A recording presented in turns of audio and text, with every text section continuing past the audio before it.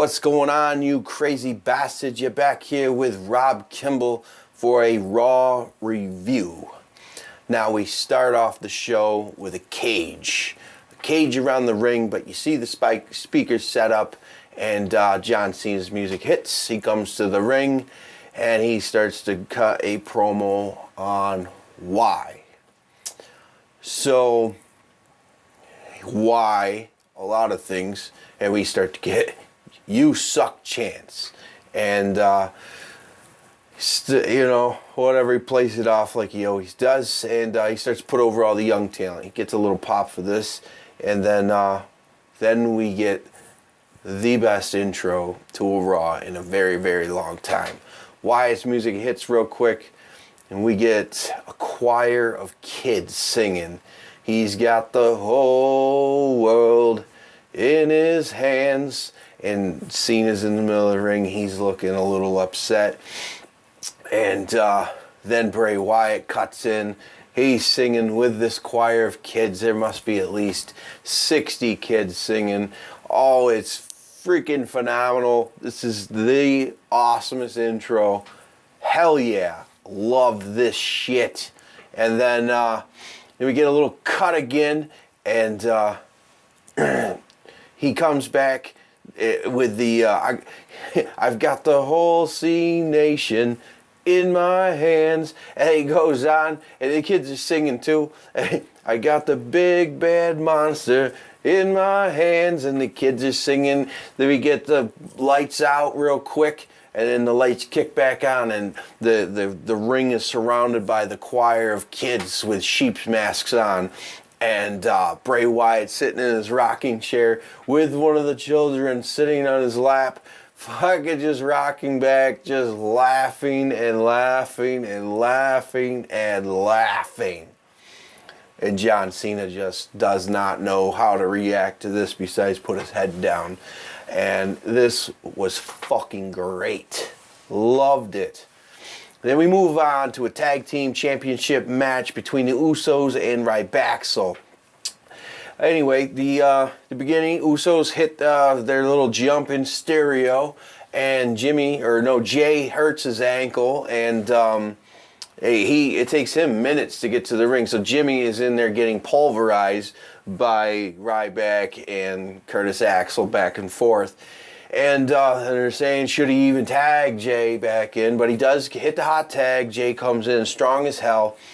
A little weak on his ankle, but fucking, he's working good. And he nails a fucking last call super kick, whatever the fuck you want to call it. Nails the goddamn super kick.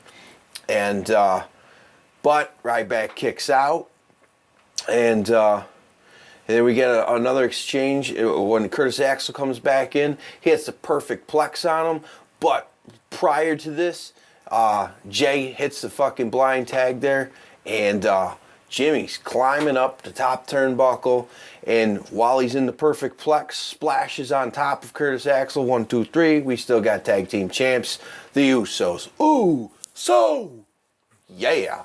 And then we move on to Heyman and Cesaro backstage, and Paul Heyman can't believe RVD's accusations about him, and Cesaro fully backs Paul Heyman. And then we move on to Sheamus versus Titus ONeil. Sheamus comes out, does his fucking fella, and as he's doing it, Titus ONeil attacks from behind. He doesn't let up this entire time. Match starts. The ref lets it go, and Titus ONeil just keeps the attack on, and he's going after him. And he takes his eyes off for just a minute when the ref's in there, and a fucking monster brogue kick. Boom! Done. 1, 2, 3. Sheamus pulls out of this one. That's the only offense that he had the entire match. And I would have been fine with Titus ONeil winning. Who cares? And we move on to Ziggler in the ring. And everyone thought maybe we're going to get a fucking Dolph Ziggler match today. Oh, fuck no. He's going to promote X-Men. And we get Hugh Jackman out there. Now they're friends again after. Remember, Hugh Jackman fucking fractured his jaw fractured his jaw, but they buried that hatchet. They're good friends. And, oh, fuck. Damien Sandow comes out as Magneto in this fucking pajama set. Man, people, I know your frustrations. This is fucking bullshit. Damien Sandow deserves much better. And anyway, clearly you knew that Hugh Jackman was going to get a move in on Damien Sandow, and then Ziggler nails a zigzag and he bounces out. So, little happy go cheery go watch X-Men, I guess. And we get Swagger versus Cesaro, very, very good. And Paul Heyman, he makes a he comes out and he makes a joke. He says he's a funny guy with his kids and shit, and he says, "Knock knock, who's there?" He says, "Mike." They say, "Mike who?" "My client, Mike Iant, my client." Brock Lesnar. Then finally he says he's done doing the whole, rubbing it in your face, and but now he's going to start pushing the next top tier talent, Cesaro, and that is fact, Jack. So anyway, this match starts off, and Swagger, he's looking strong there for a little while. Heyman and Zeb Coulter out in the, outside of the ring get into a little tussle, and Paul Heyman grabs the handlebar mustache from behind, and this gets a little, reaction out of Swagger, and Cesaro comes up and nails a German suplex. We get the win. I think Swagger should have kicked out of that one. It didn't look like it was whatever. I'm fucking glad that Cesaro wins. Awesome shit. Then we go to Del Rio versus Cody Rhodes, and quick match. Cody Rhodes taps out to the goddamn arm breaker, and he seems to be pissed at Goldust. Goldust is only trying to support him, but he walks away and does not react to anything that Goldust says. So I guess this feud's going to happen. I don't know. We never got a Shield feud, which thank God, because right now the Shield's on fire, and so I guess we'll end up doing this one. Who knows? I don't think that they should. We're backstage, Cesaro and Paul Heyman, they're talking, and you can't hear anything that they're saying, but Cesaro looks very happy about the whole thing that they are conversating about. We go to Lana with Rusev. Comes out, he has a match with Xavier Woods. Quick little shindig, fucking R-Truth comes in, attacks, and now these two look strong against Rusev, and they knock him out of the fucking ring, and they're looking very aggressive here. And Rusev, come on, man. At first he's like this fucking cyborg. Now the two jobbers, they're just too fucking up and down with certain characters, and I don't like that. Just fucking, if you're gonna be weak for more than a month. Same thing with being strong. I'm sure that this was just Rusev will win at Extreme Rules, I'm sure, but whatever. We're backstage with RVD, and Zeb approaches him, but then he wants to be on the same team, but RVD, no. I have my own mind. I do my own thing. That's that. Hey, we move on to Los Matadors versus 3MB and the Wee People, and fuck, whatever. Heath Slater actually nails a pretty cool last DDT here and gets the win. 3MB wins a match. Wow, holy shit! And then we get a WeLC this weekend. Hornswoggle and El Torito, and I don't care, but whatever. Hopefully it's just a quick match, and so you get a little back and forth here after the match. But I'm just shocked that 3MB fucking won a match. And so much for that push to Los Matadores. Ole! Goodbye!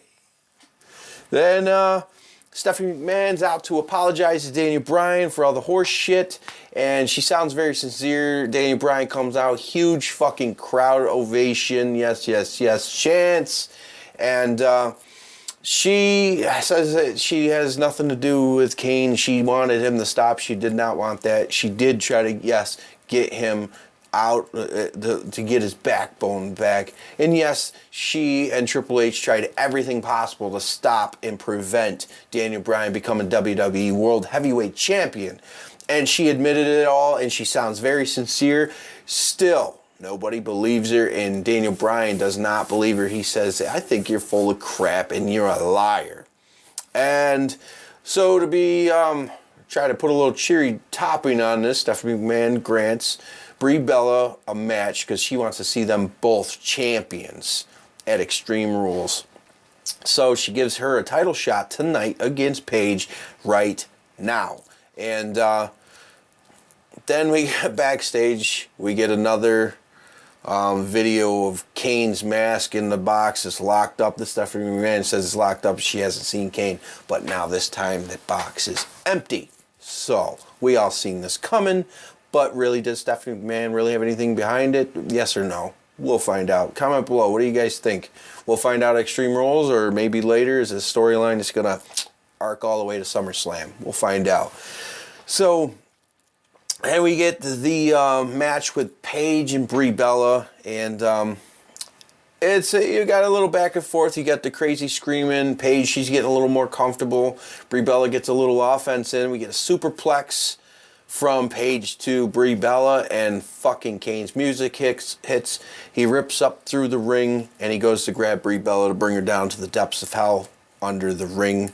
And, well, he doesn't get it. Daniel Bryan comes in, although he can't move his neck, and he is cleared by doctors, but he comes in, prevents this, but he's still going, choke slams Daniel Bryan, and well, anyway, Daniel Bryan ends up fucking nailing him with a hammer that he finds underneath the ring to prevent him from taking Brie Bella.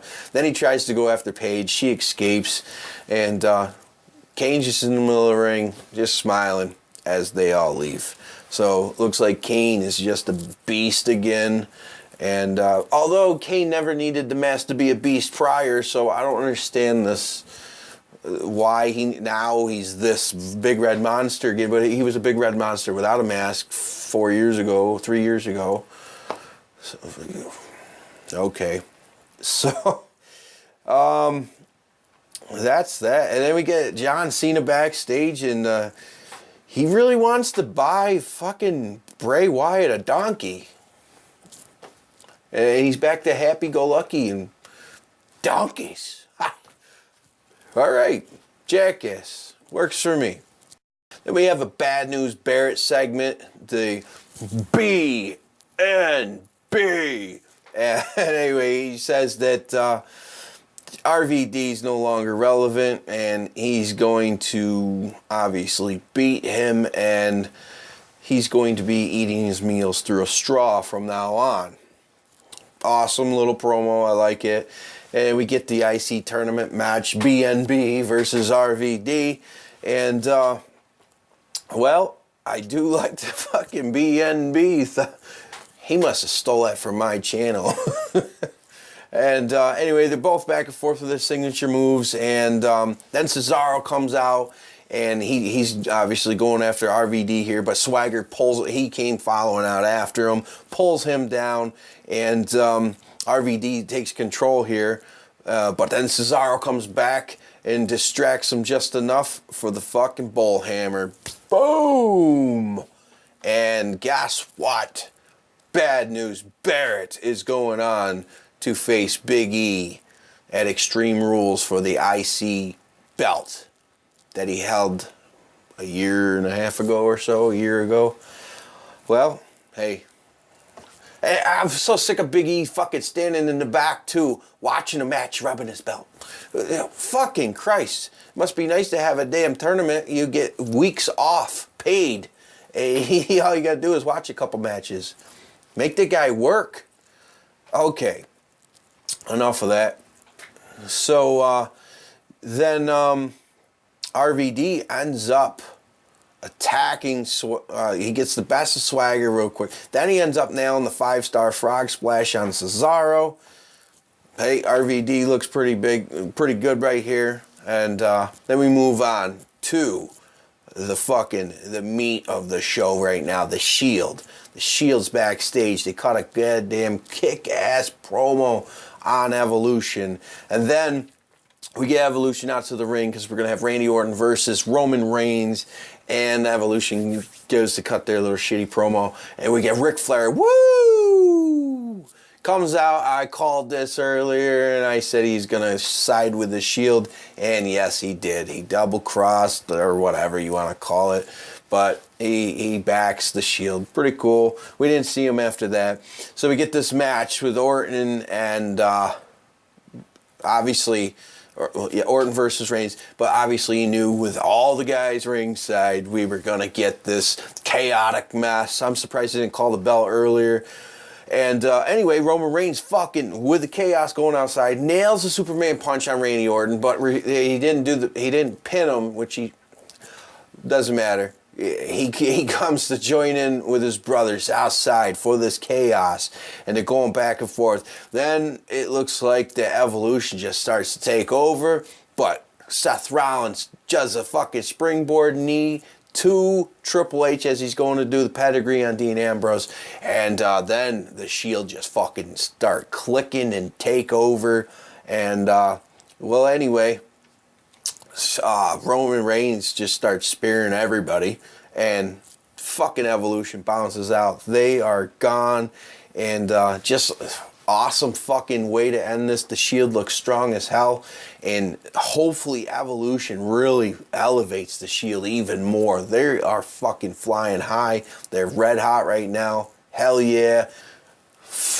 Decent Raw. Awesome intro. Awesome ending. That's how you put together a show, and some really good matches during. Besides the fucking Damian Sandow shit sucked, and yeah, that was the worst part, but whatever. So I'm sure they got a little bit of kickback from the X-Men movie. I'm sure. So I guess it was worth it in their eyes, all about the dollars, because all fucking dish networks just cut out on the pay-per-view, so they're going to lose a little bit of revenue there, but you should just go join that network. $10 a month, shit.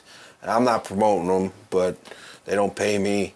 So guys, what you can do is comment, rate, subscribe down here, and let me know what you guys thought, especially that intro with the fucking kids in the sheep's masks. Hell yeah, awesome. And follow me on Twitter at Rob Kimball Brand. Yeah, Bad News Barrett, you stole that from RVD, and I stole it from him first. So, back off, get your own shit. So, guys, I will catch you guys next time. Peace.